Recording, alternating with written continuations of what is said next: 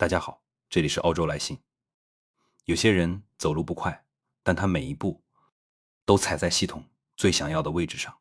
今天我们聊陈吉宁，很多人第一次真正记住这个名字，不是因为他在学术圈，而是因为那次穹顶之下事件。2015年3月1日，柴静的纪录片刚刚在网上刷屏。前一天晚上，时任环保部部长的陈吉宁还公开发声，感谢他唤起公众对环境问题的关注，语气也很罕见的真诚。结果没过2天，风向一变，影片迅速被下架，随后整个话题从公共场合里消失得干干净净。那一幕很值得回味，一个刚上任的部长，前脚还能对一位批评者表示肯定，后脚就必须在沉默里完成转身。你当然可以说这是官场生态，是现实约束，是组织纪律，但从另一个角度看，这也把陈吉宁这个人摆在了台面上。他不是那种喜欢高调表态的人，他更像一个熟悉规则、懂得收手、知道什么时候该往前，什么时候该闭嘴的人。而这恰恰是理解他整个仕途的钥匙。陈吉宁不是靠江湖人脉爬上来的，也不是靠口才和姿态出圈的，他的底色始终是技术官僚，是标准化培养出来的高分选手，是中国体制里最常见也最容易被低估的一类人。他的起点并不高，1964年，他出生在辽宁盖县。今天看起来这个地方并不起眼，网上也很难找到太多关于他父母和家庭背景的公开信息。一般来说，这种资料越少，往往越能说明一件事，那就是出身真的很普通，没有什么可以拿出来反复讲的门第。他读的是当地普通学校，后来考上了清华大学环境工程系，注意，是1981年。那是什么年代？高考刚恢复不久，社会刚从动荡里缓过来，读书改变命运这件事，几乎是所有人都能看见的唯一通道。能从一个县城考进清华，已经不是优秀2个字可以概括的了，那是实打实地把一条窄的不能再窄的路硬生生挤开了。而且他选的还是环境工程，放到今天，这当然是个很正常的专业，但放回80年代初，整个中国最热的方向是生产，是工业，是增长，是怎么把经济往前推。环境保护并不是热门词，甚至可以说很多人根本不会主动往这个方向想。所以陈吉宁选择这个专业，至少说明2件事。第一，他有能力在高考里拿到足够高的分数。第二，他从一开始就落在了一个后来会越来越重要的赛道上，这点很关键。很多人在年轻的时候以为自己是在选专业，其实是在选命运。陈吉宁大概就是这种人，他并不是那种一路冲锋锋芒外露的学生，更像是那种在一个系统里只要规则清楚就能迅速找到最优路径的人。在清华，他一直是尖子生，他成绩好，也很早进入学生干部体系，后来担任系里的团委书记，入党拿奖学金，走得非常稳。换句话说，他不是单纯的会考试，而是从很年轻的时候就开始熟悉组织逻辑，熟悉体制语言，熟悉什么叫被培养，什么叫能接班。这类人有个特点，他们通常不靠冒险成功，靠的是长期稳定的做对题。1988年，他硕士毕业后拿到公派出国机会，去了英国。那个年代，公派留学的含金量非常高。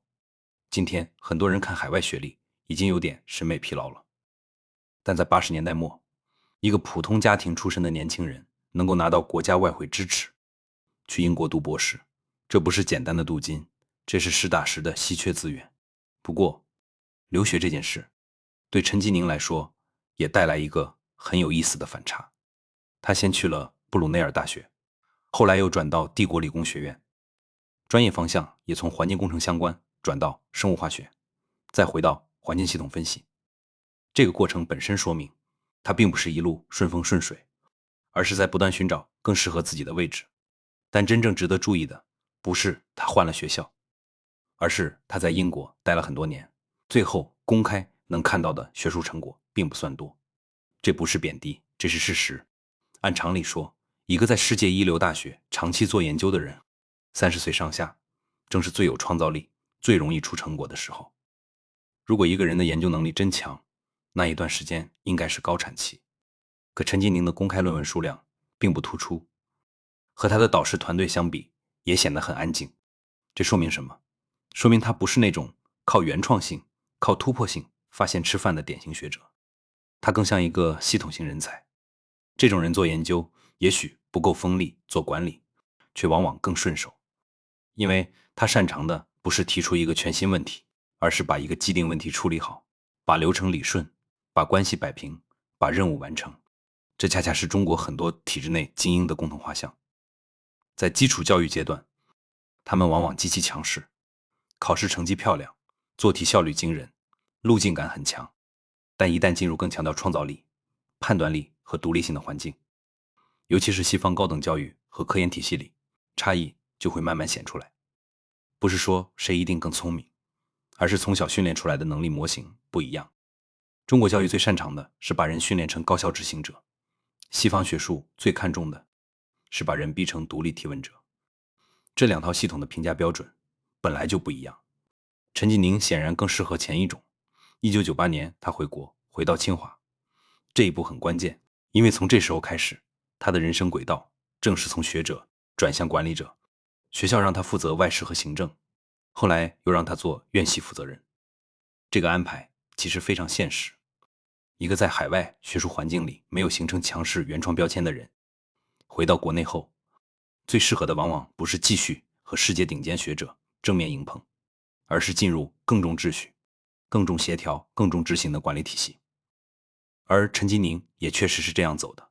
2006年，他升任清华大学副校长，第2年转为常务副校长。2012年，他成为清华大学校长，这段经历足以证明他在组织内的受信任程度。但更重要的是，这段经历也说明陈吉宁真正的优势不是学术明星，而是能被放在关键位置上不出大问题的人。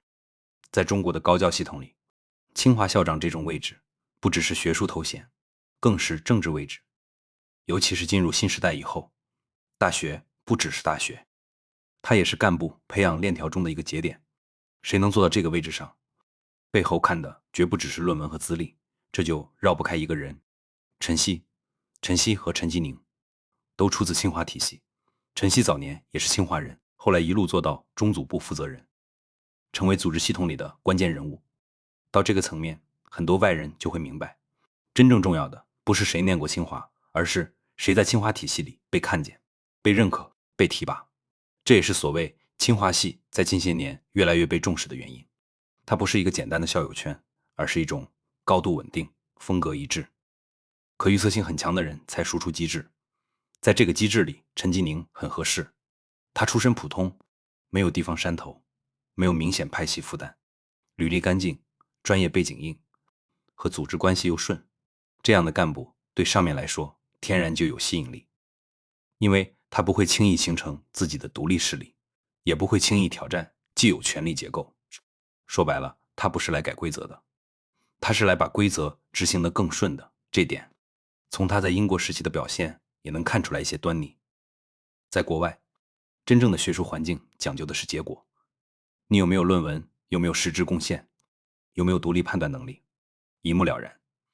陈吉宁在那样的环境里没有显出特别耀眼的学术爆发，但他依然能完成博士和后续研究，并且最后顺利回国。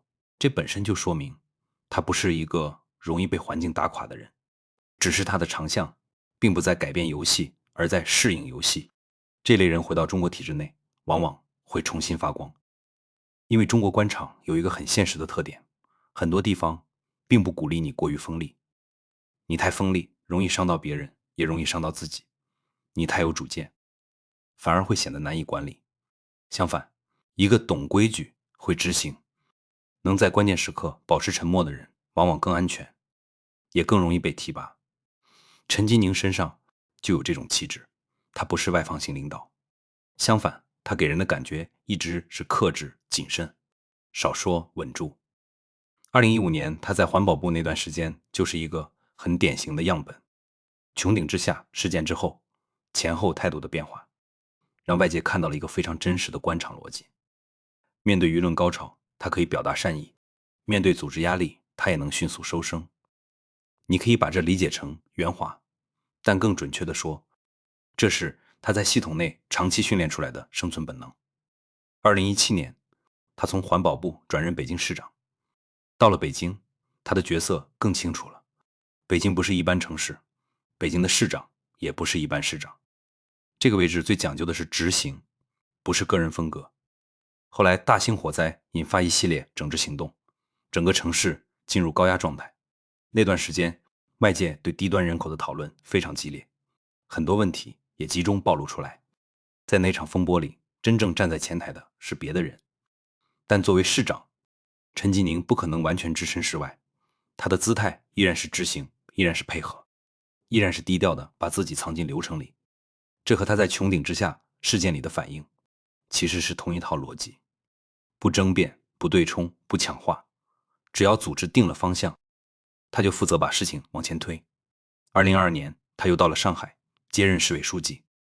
这一步很多人都觉得很不寻常，因为上海市委书记这个位置通常不是简单的平调，它本身就是极强的信号。尤其是在中国政治语境里，上海和北京一样，都是最敏感、最核心、最能体现领导意图的地方。而陈吉宁到了上海后，整体风格还是一样低调、克制、少折腾。你去看他的公开发言，会发现他不是那种擅长制造戏剧性的人。他讲政治表态，讲原则，讲落实，讲安全，讲稳定，讲系统性，技术官僚的味道很浓，没有太多个人魅力的展示，也没有那种我要做一个改革者的姿态。这恰恰是问题所在，也是答案所在。因为如果我们把视线放到更高一层，就会发现陈吉宁之所以会被频繁联想到总理，并不是因为他天生像一个振臂一呼的政治领袖，而是因为他最像一个合格的行政总管。我们看2027年前后的政治结构，就能看出一些端倪。按年龄推算，现有常委里到了下一届时，大多数人都接近退休线。李强如果正常履职到期，年龄上也到了该交棒的时候。丁薛祥虽然年轻一些，但他的履历重心长期在中枢，地方主政经验不足，这一直是一个硬伤。按照中共过去比较固定的接班逻辑，国务院总理通常不是凭空冒出来的。历史上很多总理都不是突然从天上掉下来的，而是先有地方经验，再有副总理历练，最后再上位。这个路径在很长时间里都很稳定。可问题是，今天的规则已经被打散了。李强当年就不是按老路子走上来的，他没有传统意义上的副总理经历，却直接从上海市委书记跳到了总理。这说明什么？说明在当下这套人事逻辑里，传统经验并不是唯一标准，甚至都不是最重要的标准。真正重要的是信任，是风格，是政治安全，是你能不能在既定框架里高效执行。从这个角度看，陈吉宁就很像一个备选答案。第一，他年龄合适；第二，他履历完整；第三，他在地方主政和中央部门之间都走过一圈，既有行政经验，又有技术背景；第四，也是最重要的，他属于那种不会惹事儿的人。这种人对任何强调稳定和控制的权力结构来说都很有吸引力。但这里必须说清楚，陈吉宁如果真走到总理这个位置，他大概率不是改革派，他更像一个优化型人物，不像一个重构型人物。也就是说，他擅长修修补补，擅长把运转不顺的地方调顺，擅长把政策做得更专业、更像样、更可执行。但如果你期待他去碰制度底层，去做真正意义上的结构性改变，去挑战权力分配方式，那基本不现实。因为他的整个人生就是在这个体系里被筛选、被训练、被提拔、被奖励的。这种人最深的本能不是反抗体系，而是相信体系。他从小到大走的每一步几乎都是标准答案。高考是标准答案，清华是标准答案，出国是标准答案，回国是标准答案，入市也是标准答案。你让一个靠做题一路赢到现在的人突然站出来说题目本身有问题，这很难。他更可能做的是把题做得更漂亮。这也就是为什么2015年那条感谢柴静的短信特别值得玩味。那不是一个单独事件，那是一种人格和制度关系的缩影。当时他看起来是愿意倾听的，后来他迅速沉默了，不是因为他前后矛盾，而是因为他知道，在这个系统里，个人情绪不值钱，组织方向才值钱。谁掌握了方向，谁就定义现实。如果把这个逻辑延伸到未来，就能看出陈吉宁最可能的角色。他不是去点燃新的火，而是去维持现有机器更稳定的运转。如果中国需要的是一个能把行政事务办得更专业、更细致、更少失误的人，那么陈吉宁当然是合格的，甚至可以说是很强的。但如果中国需要的是一种更开放、更透明、更允许质疑和纠错的政治环境，那他显然不是答案。因为真正的改变从来不是靠一个最会执行的人完成的，真正的改变往往要靠有人敢问一句，为什么一定要这样？而陈吉宁这一类人恰恰是在回答怎么做上最强的人。所以回到今天这个标题，陈吉宁会不会真走到总理这一步？如果只看路径，他当然是个很强的候选人。如果只看能力，他也配得上这种位置。但如果你问我，他上去之后会不会给中国带来某种根本性的变化？我的判断是，可能不会。它更像一个系统内部的优等生，它会让机器更顺，但不会让机器改造自己。